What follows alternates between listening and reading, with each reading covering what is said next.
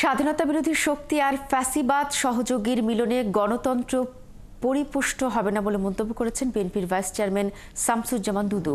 বৃহস্পতিবার সকালে ঠাকুরগাঁও জেলা বিএনপি আয়োজিত সাংগঠনিক সভায় তিনি কথা বলেন। তিনি আরও বলেন, বিএনপি 17 বছর থেকে ফ্যাসিবাদের বিরুদ্ধে গণতন্ত্র, স্বাধীনতা, মানুষের অধিকারের প্রত্যাশায় লড়াই করছে। সভায় বক্তৃতা করেন রংপুর বিভাগীয় বিএনপির সাংগঠনিক সম্পাদক অধ্যক্ষ আসাদুল হাবিব দুলু, কেন্দ্রীয় বিএনপির সদস্য ঠাকুরগাঁও জেলা বিএনপির সাধারণ সম্পাদক মির্জা ফয়সুল আমিন, সহ সাংগঠনিক সম্পাদক আব্দুল খালেক সহ আরো অনেকে। স্বাধীনতা বিরোধী শক্তি আর একটি ফ্যাসিবাদের সহযোগী, তাদের মিলনে গণতন্ত্র পরিপুষ্ট হবে এটা আমরা মনে করি না। বরঞ্চ যারা গণতান্ত্রিক ধারায় আছে তারা নিষ্কলুষ হবে, তারা পরিশুদ্ধ হবে, তারা এগিয়ে যেতে পারবে।